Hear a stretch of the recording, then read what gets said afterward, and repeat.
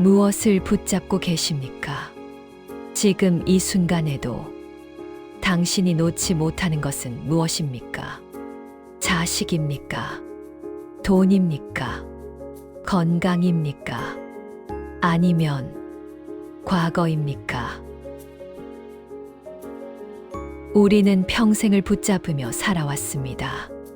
손에 쥐고, 가슴에 품고, 머리에 담아두고, 그렇게 살았습니다. 그런데 이상합니다. 붙잡으면 붙잡을수록 더 불안해집니다. 더 단단히 쥐면 쥘수록 손이 아픕니다. 부처님은 이렇게 말씀하셨습니다. 집착이 곧 고통이다. 어렵지 않습니다. 놓지 못하는 것이 바로 당신을 아프게 하는 것입니다.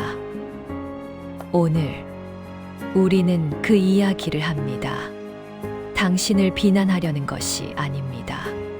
당신을 가르치려는 것도 아닙니다. 다만 당신 곁에 조용히 앉아 함께 생각해 보려 합니다. 무엇을 내려놓아야 비로소 편안해질 수 있는지. 시작하겠습니다. 우리는 왜 붙잡으며 살아왔는가? 당신은 잘못하지 않았습니다. 평생을 붙잡으며 산 것, 그것은 당신의 잘못이 아닙니다. 그렇게 살아야 했습니다. 그렇게 배웠습니다. 자식을 위해, 가족을 위해, 미래를 위해 무언가를 꼭 쥐고 있어야만 살아남을 수 있다고 믿었습니다. 돈을 모으고, 집을 마련하고, 자식을 키우고, 노후를 준비하고, 그것이 어른의 책임이라고, 부모의 도리라고, 그렇게 배웠습니다. 그래서 당신은 평생을 달렸습니다. 쉬지 않았습니다. 멈추지 않았습니다. 내 것을 지키기 위해, 내 사람을 지키기 위해, 낮은 톤으로. 그런데 어느 순간 이상한 일이 벌어졌습니다. 내가 지키려던 것들이 오히려 나를 붙잡기 시작했습니다. 자식이 걱정되어 잠을 못 이룹니다. 돈이 부족할까 불안합니다. 건강이 나빠질까 두렵습니다. 나는 그들을 위해 살았는데 이제는 그들 때문에 괴롭습니다. 이것이 집착입니다. 사랑이 집착이 되고, 책임이 짐이 되고, 기대가 상처가 되는 것, 당신은 틀리지 않았습니다. 다만 조금 오래 붙잡고 있었을 뿐입니다. 희생했습니다. 정말 많이 희생했습니다. 당신 것을 포기하고, 당신 시간을 내어주고, 당신 꿈을 접었습니다. 자식이 잘 되기를 바라며, 가족이 편하기를 바라며. 그런데 그 희생에는 작은 기대가 숨어 있었습니다. 내가 이만큼 했으니 너도 이만큼은 해줘야지. 말하지 않았습니다. 표현하지도 않았습니다. 하지만 마음 깊은 곳에서는 그 기대가 자라고 있었습니다. 조용히. 그리고 그 기대가 채워지지 않을 때 상처가 되어 돌아왔습니다. 내가 그렇게 해줬는데, 내가 이만큼 했는데. 그 말 속에는 배신감이 있습니다. 서운함이 있습니다. 하지만 진실은 이것입니다. 아무도 당신에게 그것을 요구하지 않았습니다. 당신이 스스로 선택한 것입니다. 그리고 그 선택 속에 작은 기대를 넣어둔 것입니다. 당신을 비난하는 것이 아닙니다. 우리 모두 그렇습니다. 사랑하면서도 기대합니다. 주면서도 받기를 바랍니다. 그것이 인간입니다. 하지만 그 기대가 집착이 될 때 고통이 시작됩니다. 돈과 자식, 그리고 무상함. 가장 많이 붙잡고 있는 것 두 가지. 돈, 그리고 자식입니다. 먼저 돈 이야기를 해봅시다. 평생 모았습니다. 조금씩, 조금씩. 아껴 쓰고, 모아두고, 불려놓고, 노후를 위해서라고, 만약을 위해서라고. 그런데 이상합니다. 돈이 늘어날수록 더 불안해집니다. 이게 과연 충분할까? 병원비는 감당할 수 있을까? 요양원 비용은 어떻게 하지? 돈은 우리를 안심시키지 못합니다. 얼마를 모아도 충분하지 않습니다. 왜 그럴까요? 돈은 흐르는 물과 같기 때문입니다. 잡으려 하면 손가락 사이로 빠져나가고, 쥐려고 하면 쥘수록 없어집니다. 부처님은 이것을 무상이라 했습니다. 영원한 것은 없다는 뜻입니다. 돈도, 건강도, 명예도, 모든 것이 흐르고 변합니다. 그렇다면 돈을 가지면 안 되는 걸까요? 아닙니다. 돈은 필요합니다. 살기 위해 필요합니다. 하지만 돈에 집착하면 안 됩니다. 돈이 있어야만 행복하다고 믿으면 평생 불안합니다. 돈이 없으면 불행하다고 생각하면 영원히 두렵습니다. 돈은 도구입니다. 삶을 돕는 도구일 뿐입니다. 그 이상도, 그 이하도 아닙니다. 이제 자식 이야기를 해봅시다. 가장 많이 붙잡고 있는 것, 가장 놓기 어려운 것, 자식입니다. 평생을 키웠습니다. 밤을 새우며 달래고, 학교 보내고, 결혼시키고, 당신의 모든 것을 주었습니다. 그런데 어느 순간부터 자식이 멀어집니다. 전화가 뜸해지고, 방문이 줄어들고, 말수가 적어집니다. 서운합니다. 섭섭합니다. 내가 그렇게 키웠는데. 하지만 진실은 이것입니다. 자식은 당신의 소유가 아닙니다. 자식은 당신을 통해 세상에 온 존재이지 당신의 것이 아닙니다. 잠시 당신 곁을 지나간 인연입니다. 부처님은 이렇게 말씀하셨습니다. 모든 만남은 인연이고 모든 인연은 언젠가 끝난다. 자식도 마찬가지입니다. 어느 순간 그들은 떠나갑니다. 자기 삶을 살기 위해. 그것이 자연스러운 것입니다. 슬프지만 당연한 것입니다. 당신이 해야 할 일은 붙잡는 것이 아닙니다. 축복하는 것입니다. 잘 가거라. 내 길을 가거라. 나는 괜찮다. 그렇게 말할 수 있을 때 비로소 당신도 자유로워집니다. 무상함. 모든 것은 변한다는 진리. 돈도 변하고 관계도 변하고 몸도 변합니다. 영원한 것은 없습니다. 그렇다면 왜 우리는 영원하지 않은 것을 영원히 붙잡으려 합니까? 놓아야 합니다. 흐르는 물은 흐르게 두고, 가는 사람은 가게 두고, 변하는 것은 변하게 두어야 합니다. 그것이 무상함을 받아들이는 길입니다. 내 것이라는 생각이 만드는 괴로움. 내 것. 우리는 이 말을 참 많이 씁니다. 내 돈, 내 집, 내 자식, 내 몸.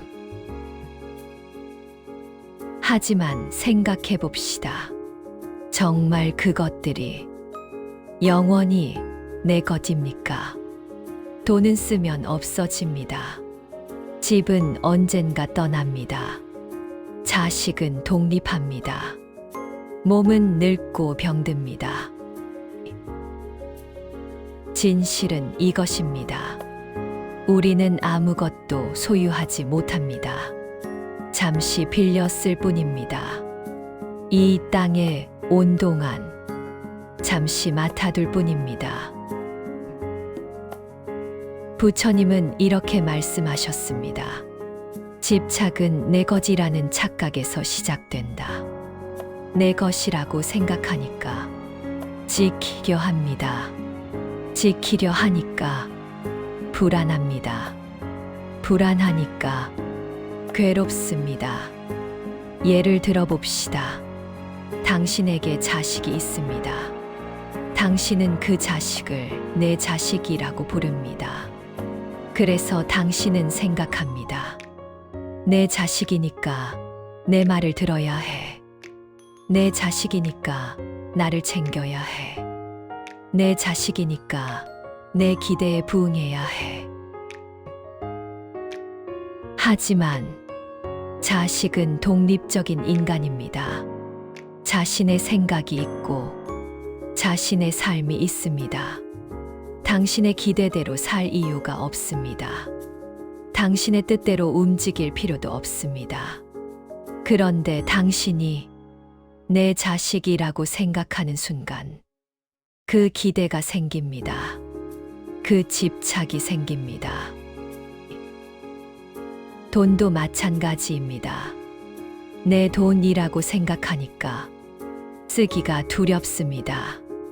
남에게 주기가 아깝습니다. 잃을까봐 불안합니다. 하지만 돈은 원래 흐르는 것입니다. 들어왔다가 나가는 것입니다. 그것을 막으려 하면 물이 고여 썩듯 마음도 썩습니다. 건강도 그렇습니다. 내 몸이라고 생각하니까 늙는 것이 두렵습니다. 아픈 것이 억울합니다. 죽는 것이 무섭습니다. 하지만 몸도 빌려온 것입니다. 언젠가는 돌려줘야 할 한시적인 것입니다. 부처님은 이렇게 말씀하셨습니다.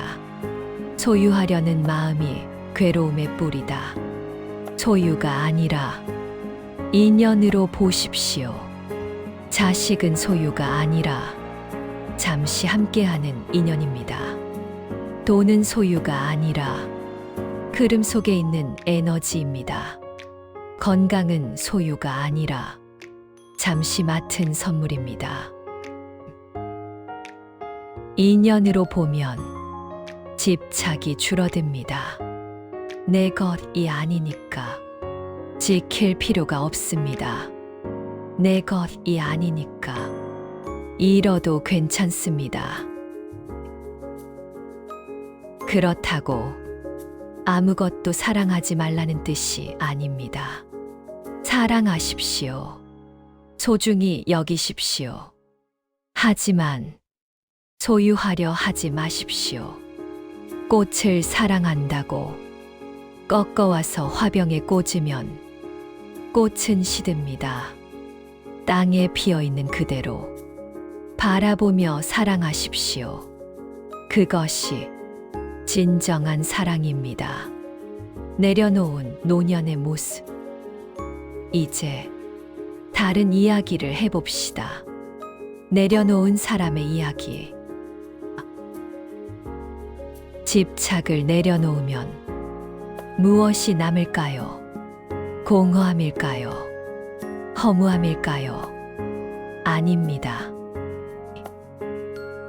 평안이 찾아옵니다. 더 이상 지킬 것이 없으니 불안하지 않습니다. 더 이상 기대할 것이 없으니 실망하지 않습니다. 더 이상 소유할 것이 없으니 두렵지 않습니다. 한 노인이 있었습니다. 평생을 자식을 위해 살았습니다. 돈을 모으고 집을 마련하고 모든 것을 자식에게 주었습니다.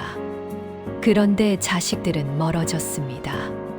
바쁘다며 찾아오지 않았습니다. 처음에는 서운했습니다. 화도 났습니다. 내가 이렇게 해줬는데. 하지만 어느 날 그 노인은 깨달았습니다. 내가 준 것은 내가 주고 싶어서 준 것이다. 그들이 달라고 한 것이 아니다. 그 순간 마음이 가벼워졌습니다. 더 이상 자식에게 무언가를 바라지 않게 되었습니다. 자식이 오면 반갑고 오지 않아도 괜찮았습니다. 전화가 오면 기쁘고 오지 않아도 서운하지 않았습니다.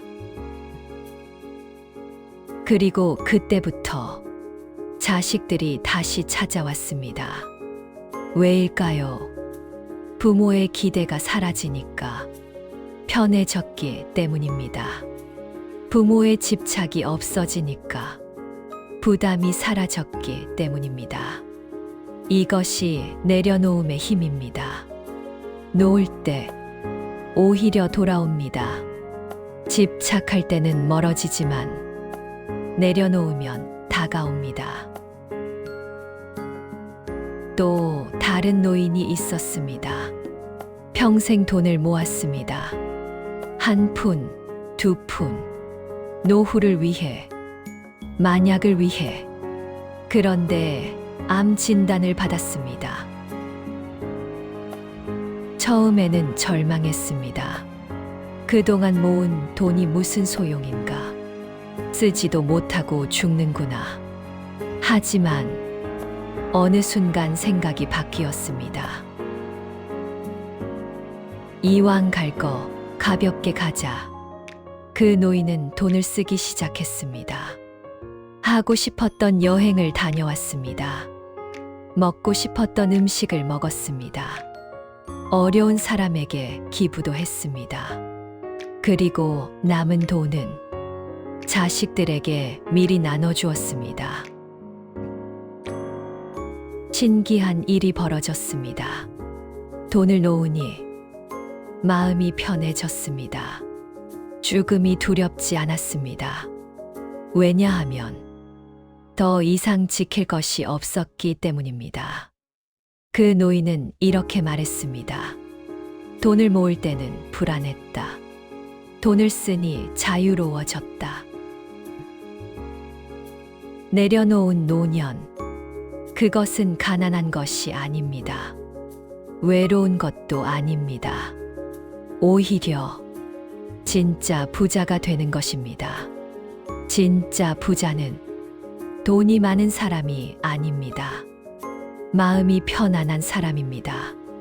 진짜 부자는 자식이 효도하는 사람이 아닙니다. 자식에게 기대하지 않는 사람입니다. 진짜 부자는 건강한 사람이 아닙니다. 늙음을 받아들이는 사람입니다. 내려놓으면 존엄이 생깁니다. 아무에게도 의지하지 않는 스스로 서 있는 존엄. 내려놓으면 자유가 생깁니다. 어디에도 묶이지 않는 홀가분한 자유. 내려놓으면 평화가 찾아옵니다. 고요하고 잔잔한 깊은 평화.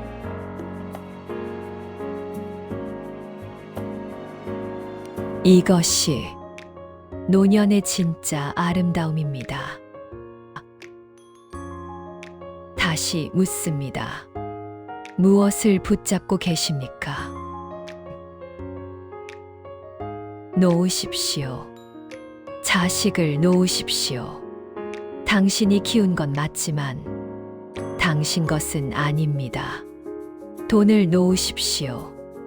당신이 모은 건 맞지만 영원한 것은 아닙니다. 건강을 놓으십시오. 당신이 지킨 건 맞지만 언젠가 떠날 것입니다. 과거를 놓으십시오.